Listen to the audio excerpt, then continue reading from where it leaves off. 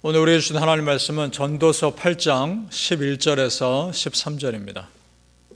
구약성경 전도서 8장 11절에서 13절 956페이지입니다. 같이 읽겠습니다. 시작. 악한 일에 관한 징벌이 속히 실행되지 아니하므로 인생들이 악을 행하는 데에 마음이 담대하도다.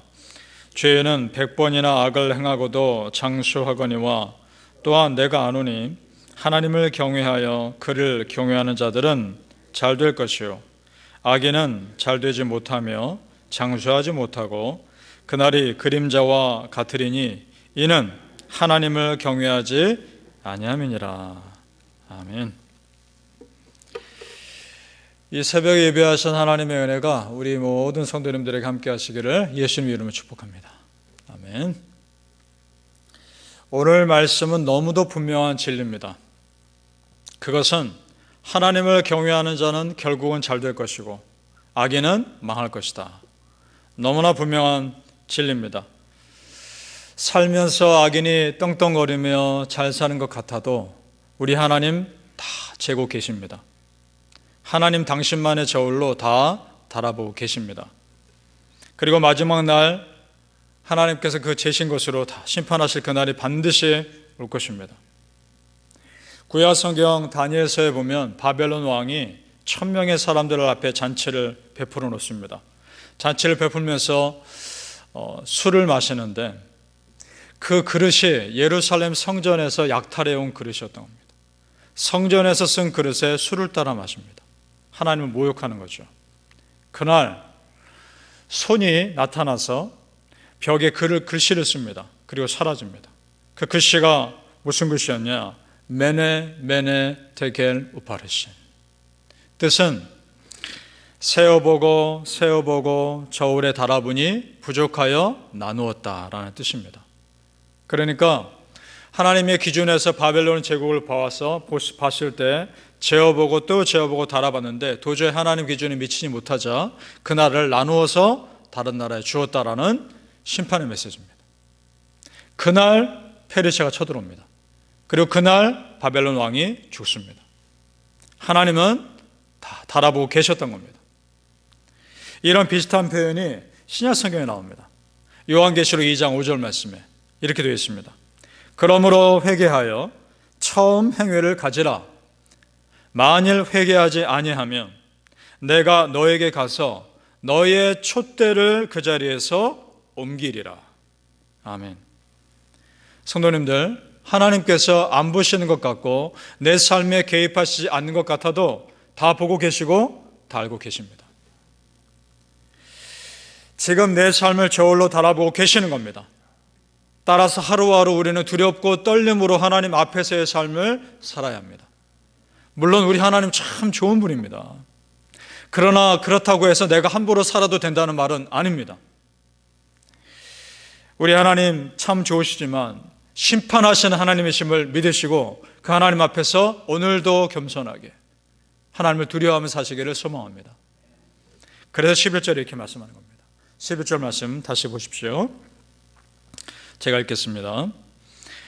악한 일에 관한 징벌이 속히 실행되지 아니하므로 인생들이 악을 행하는 데에 마음이 담대하도다. 죄를 짓고 살아도 당장 내 삶에 아무 문제가 없는 것 같아서 그래도 되는 것처럼 착각한다는 겁니다. 그런데 여러분, 그때가 가장 위험한 겁니다. 하나님께서 나의 죄를 모르시는 거 아닙니다. 그냥 참고 기다리시는 겁니다. 참고 기다리시다가 도저히 안 되면 그때 채찍을 드시는 겁니다. 성도님들, 내가 회개할 기회가 아직 있을 때, 내가 아직 하나님께 돌이킬 기회가 있을 때, 그때 지금 그 은혜를 붙잡으시길 소망합니다. 눈에 보이는 세상이 전부가 아니라는 걸 믿으시죠? 보이지 않는 하나님이 여러분을 다스리고 계신다는 걸 믿으십니까? 그렇다면 악인의 형통 부러워할 일 전혀 아닙니다.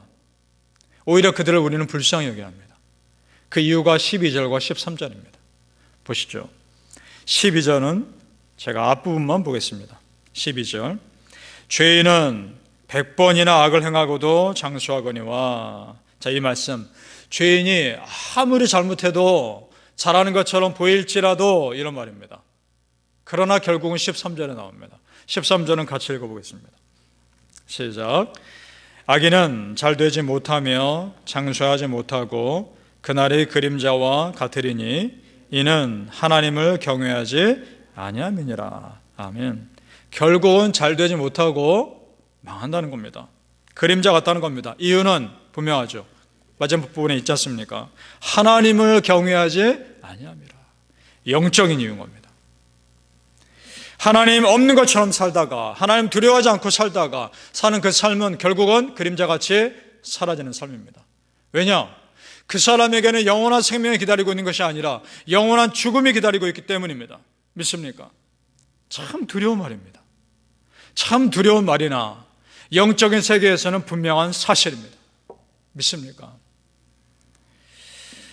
성도님들, 여호와를 경외하는 자에게는 지켜주신 하나님이 있다는 것을 믿으시기 바랍니다. 아멘. 이제 어제 말씀에서 사람들이 나를 향한 불평 전혀 신경 쓸 일이 아니라 말씀드렸습니다. 사람들이 나를 흔드는 소리는 전혀 신경 쓸 일이 아닙니다. 나는 하나님이 지켜주시기 때문입니다. 여러분, 하나님이 지켜주십니다. 정말 믿으면 흔들릴 이유가 전혀 없습니다. 하나님이 지켜주시는데 무엇이 두렵습니까? 사단은 그것을 집중하지 못하도록 하기 위해서 우리 마음을 빼앗으려고 그렇게 노력하는 겁니다. 분별하시길 바랍니다. 그렇다면 생각을 바꾸자는 겁니다. 내가 안 흔들리면 되는 거 아닙니까? 그렇지 않습니까? 그럼 질문할 수 있을 겁니다. 목사님, 그게 쉽습니까? 쉽지 않죠. 그런데 성도님들, 이것은 사실은 쉽고 쉽지 않고의 문제가 아닙니다. 결단의 문제란 말입니다. 누가 뭐라 해도 나는 흔들리지 않을 것이다 라고 하나님 앞에서 결단하고 끊는 겁니다. 마음가짐의 문제라는 겁니다. 이렇게 선포하십시오. 누가 나를 흔들어도 나는 절대 흔들리지 않을 것이다. 나는 오직 하나님께만 집중할 것이다. 선포하는 겁니다. 결단의 문제입니다. 시편 34편 9절 말씀. 너희 성도들아, 여호와를 경외하라. 그를 경외하는 자에게는 부족함이 없도다. 아멘. 사랑하는 성도님들, 여호와 하나님을 진심으로 경외하는 여러분의 삶에 부족함 없이 채우시는 하나님의 은혜가 있으시기를 예수님 이름으로 축복합니다. 아멘. 하늘로부터 오는 하나님의 지혜를 받는 사람은 특징이 있습니다. 그 사람에게는 샬롬이 있습니다. 믿습니까? 세상이 채울 수 없는 평안이 있습니다. 이건 단순히 분위기가 아니라 그 사람의 모습이 평안하다는 겁니다. 겉으로 보기에도. 1절 말씀 보시죠. 오늘 전도서 8장 1절 말씀 같이 읽겠습니다. 시작. 누가 지혜자와 같으며 누가 사물의 이치를 아는 자이냐. 사람의 지혜는 그의 얼굴에 광채가 나게 하나니 그의 얼굴에 사나운 것이 변하느니라. 아멘. 믿습니까? 하나님으로부터 오는 지혜, 말씀으로부터 받는 위로, 그것이 내 안에 충만하며 내 속사람이 평안해집니다. 내 속사람이 평안해지면 내 겉사람은 자연스럽게 평안해지는 것입니다. 아멘. 그래서 우리의 말과 행동이 부드러워지고 겉으로 드러나는 표정이 부드러워지는 겁니다. 그건 자연스러운 겁니다. 우리 성도님들의 삶이 그런 삶 되시길 축복합니다. 자, 그런데 우리가 이민자로 살면서 언어와 문화가 다른 이 이민자로 산다는 것 자체가 기본적으로 우리를 긴장하게 만듭니다. 그리고 직장에서 일하다가 일하는 가운데도 항상 긴장을 늦출 수가 없습니다. 그래서 그런 삶의 환경이 때로는 우리를 거칠게 하기도 하고 우리를 예민하게 만들기도 합니다. 그렇죠? 따라서 그런 삶의 환경에 내가 영향을 받지 않아야 하는데, 그런데 어쩔 수 없습니다. 내 주변의 환경과 사람들은 쉽게 바뀌지 않을 겁니다. 그렇다면 내가 바뀌어야 되는 겁니다. 내 마음이, 내 속사람이 먼저 바뀌어야 한다는 겁니다. 그래서 베드로전서 3장 3절 4절에 이렇게 말씀합니다. 너희의 단장은, 꾸미는 것을 말합니다. 단장은 외모로 하지 말고 오직 심령에 썩지 아니할 것으로 하라.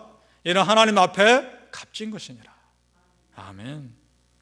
속사람 바뀌면 겉사람 바뀌는 겁니다. 우리 성도님들, 오늘도 말씀의 거울 앞에 나를 비추어 보시고 우리의 속사람 아름답게 갖고 가시기를 축복합니다. 아멘.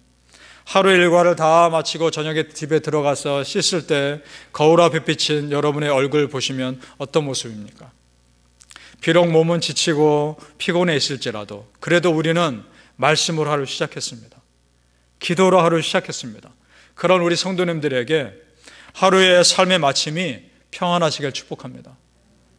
거울로 여러분의 얼굴을 보셨을 때 그 얼굴이 지친 모습이 아니라 감사의 모습이시기를 소망합니다.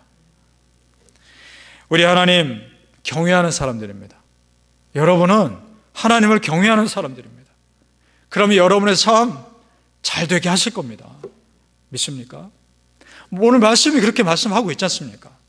말씀을 있는 그대로 믿어보시기 바랍니다. 바라기는 성도님들, 하나님을 경외하는 성도님들의 모습에 세상에 줄 수 없는 참 평안이 가득하시기를 예수님의 이름으로 축복합니다. 아멘. 기도하겠습니다. 아버지 하나님, 은혜를 감사합니다. 하나님, 우리 하나님 믿습니다. 우리는 하나님을 경외하는 사람들입니다. 그 하나님을 경외하는 사람 반드시 지켜주시는 하나님의 은혜 믿습니다. 세상이 뭐라 한다 할지라도 나는 하나님 믿습니다. 그 하나님께서 나를 온전히 흔들리지 않게 하실 것을 믿고 더 중요한 하나님의 은혜 가운데 오늘도 깊게 들어가게 하여 주옵소서.